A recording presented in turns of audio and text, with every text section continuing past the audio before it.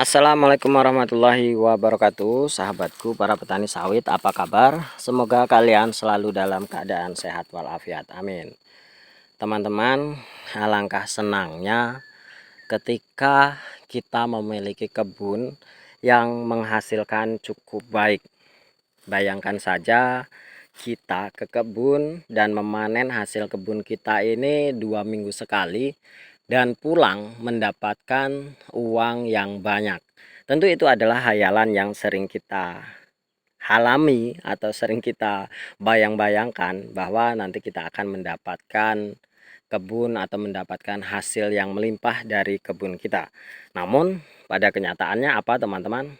Kita dihadapi dengan permasalahan-permasalahan kebun yang luar biasa, menguras tenaga dan menguras pikiran kita. Dan benar kata orang bahwa berkebun kelapa sawit ini memerlukan biaya yang cukup besar dan kita terkadang dihadapkan dengan hal tersebut.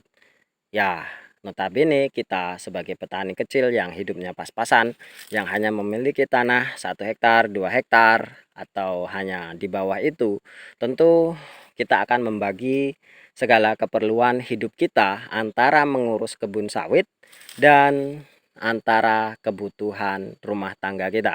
Tentu itu akan sangat sulit sekali bagi kita, namun dengan harapan-harapan yang tinggi, dengan mimpi-mimpi yang besar terhadap kebun sawit kita, itu harus membuat semangat kita menjadi lebih besar. Maka dari itu teman-teman, tema video kali ini adalah hasil tidak akan mengkhianati prosesnya. Bisa kalian lihat teman-teman, kebun saya ini bukan saya pamer atau bukan saya sombong, bukan saya angkuh atau riak seperti itu atau hal lain sebagainya. Jadi yang saya tunjukkan kepada teman-teman ini adalah hasil kebun dari punya saya pribadi. Punya saya ini 1 hektar yang sudah panen dan selebihnya ada yang umur 7 bulan, ada yang umur 6 bulan, ada yang umur 7 bulan, ada yang umur 2 bulan seperti yang kalian saksikan di video-video yang lain, dan ada beberapa yang memang belum saya tanami karena konsep saya menanam sawit itu saya tidak mau melakukannya sekaligus dan kemudian sawit punya saya itu, kebun sawit saya akhirnya terbengkalai dan tidak bisa dinikmati dalam waktu yang singkat. Jadi saya lakukan pembukaan lahan itu secara bertahap, 1 hektar, 1 hektar, 1 hektar seperti itu. Jadi saya tidak mau sekaligus saya 5 hektar misalkan. Kemudian saya putus di tengah jalan, saya tidak bisa merawatnya dengan baik sehingga nanti kebun saya terbengkalai dan tidak tumbuh dengan baik. Contohnya kebun di sebelah saya tidak mencontohkan kebun orang lain ya, ini kebun adik saya sendiri yang bisa kalian lihat pertumbuhan dan perkembangannya sangat buruk sekali. Ini apa namanya, dia yang tanam ini sama dengan punya saya, bahkan yang sebelah sana lebih duluan punya beliau ini ketimbang punya saya, dan pertumbuhannya sangat jauh berbeda dengan punya saya. Yang saya ini pertumbuhannya sudah lumayan cukup besar, batangnya ini belum saya pruning teman-teman, batangnya cukup besar dan kalian lihat yang di sana batangnya bahkan 4 kali lipat kecilnya dibanding punya saya ini, dan buahnya tentunya sangat-sangat jauh sekali hasil produksinya. Nah, dari pengalaman ini saya bukan apa ya, bukan sarkas atau seperti apa. Jadi saya hanya memberikan contoh bahwa proses yang kita lakukan, ketika kita melakukan prosesnya dengan sangat baik, maka kita akan mendapatkan hasil yang cukup baik. Dan seperti tema video ini bahwa hasil tidak akan mengkhianati prosesnya, dan buktinya sudah jelas-jelas kalian bisa lihat sendiri. Dan apa yang saya lakukan dengan harta saya yang pas-pasan atau biaya saya yang pas-pasan sehingga saya bisa bertahan dan menghasilkan kebun sawit saya. Dan sekarang saya teman-teman sudah bisa menikmati kebun saya ini, sudah bisa menghasilkan cuan untuk keluarga saya, dan saya sangat bersyukur sekali sampai di titik ini. Namun perlu saya sharingkan, yang saya lakukan di sini melakukan perawatan sebaik mungkin sesuai dengan kemampuan saya. Nah, kata itu ambigu. Saya memiliki biaya yang pas-pasan, tapi saya melakukan perawatan yang maksimal. Itu maksudnya seperti apa? Maksudnya gimana kok bisa mengatakan seperti itu? Itu kan ambigu atau membingungkan. Dengan modal pas-pasan kok bisa melakukan yang maksimal. Nah, disinilah kuncinya teman-teman. Yang sering saya sampaikan, yang sering saya gaung-gaungkan dalam channel saya ini, yang sering saya tanamkan dalam mindset petani itu adalah kita harus melakukan perawatan itu sebaik mungkin sesuai dengan kemampuan kita. Namun kita harus tetap semangat, kita harus paksakan, jangan sampai kita tidak merawat sama sekali. Nah, itu intinya teman-teman. Maksudnya seperti apa? Masih bingung? Begini teman-teman. Jadi saya memiliki teori atau memiliki konsep bahwa sawit itu harus dipupuk.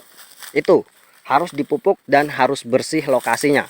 Itu yang harus kita tanamkan dalam pikiran dan hati kita.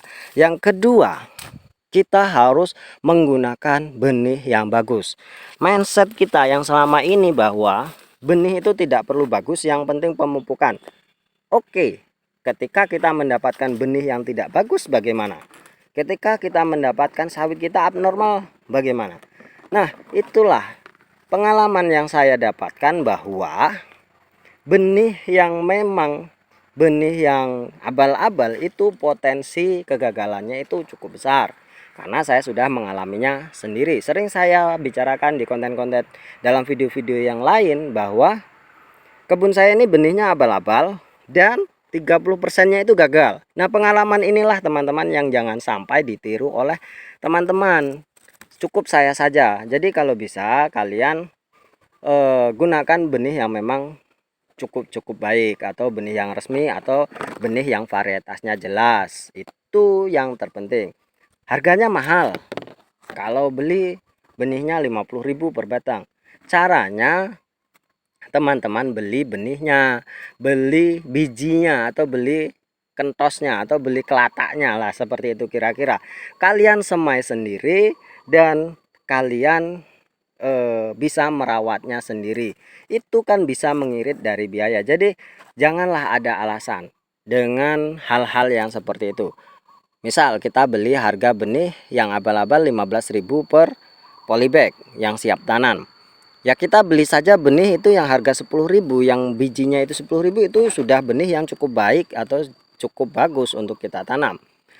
Terus lebih baik kita ambil saja di kebun orang lain yang memang sudah tumbuh dan sudah jelas induknya. Itu sangat banyak sekali teman-teman hal seperti itu yang memang tertanam di mindset teman-teman kita. Teman-teman, benih yang seperti itu saya sarankan jangan digunakan. Karena apa? Yang pasti potensi kegagalannya itu cukup besar. Sudahlah, yakin dengan saya, pasti akan ada banyak sekali benih-benih itu yang gagal di sana. Mungkin ada yang buah landak atau memang pelepahnya kecil, dan jenisnya itu pasti akan berbeda-beda meskipun dari pohon yang sama. Dan sudah sekali banyak buktinya teman-teman, hal seperti itu sudah banyak sekali. Lebih baik, ya saya bukan menyarankan atau bukan promosi untuk benih-benih yang resmi atau hal lain sebagainya. Saya hanya ingin mengajak teman-teman bahwa kalau bisa kebun kita ini 100% berproduksi. Jangan sampai ada banyak batang yang tidak berproduksi, dan itu cukup merugikan. Karena teman-teman, ketika sawit kita itu tidak berproduksi dengan baik, maka efeknya itu akan cukup panjang. Misalkan kita bibit resminya, kita beli bibit yang resmi dengan varietas yang baik, itu kegagalannya 10 batang. Sedangkan ketika kita menggunakan benih cabutan atau membeli benih yang memang abal-abal, terus potensi kegagalannya 20 batang. Nah, dari sekian batang, dari 10 batang ini teman-teman, tentu itu sudah sangat merugikan bagi kita.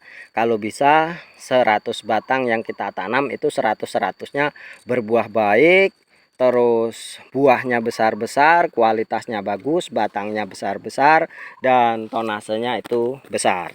Dan tentunya teman-teman, tanam sawit ini bukan seperti tanam sawi. Kalau ada yang mati sebatang tidak kelihatan, atau tanam padi, kalau mati sebatang tidak kelihatan. Tapi kalau sawit ini mati sebatang, itu sudah sangat kelihatan, menyesakan di dada kita. Maka dari itu teman-teman, prosesnya harus kalian lakukan dengan baik. Lakukanlah pemupukan yang baik dan benar. Kalau yang saya lakukan, yang selalu saya tekankan, saya selalu merotasi pemupukan itu 1 bulan sekali, meskipun saya tidak memiliki pupuk yang banyak atau dengan dosis yang besar. Misalkan saya hanya mampu membeli 1 karung per hektar, ya saya tebarkan 1 karung. Tapi jangan sampai kita tidak memupuknya. Itu intinya teman-teman. Jadi intinya kalau menurut saya sawit itu harus dipupuk setiap bulannya. Itulah pokoknya selalu saya tekankan kepada teman-teman bahwa memupuk itu harus rutin meskipun dengan dosis yang kecil. Itu saja teman-teman. Terima kasih atas perhatiannya. Wassalamualaikum warahmatullahi wabarakatuh.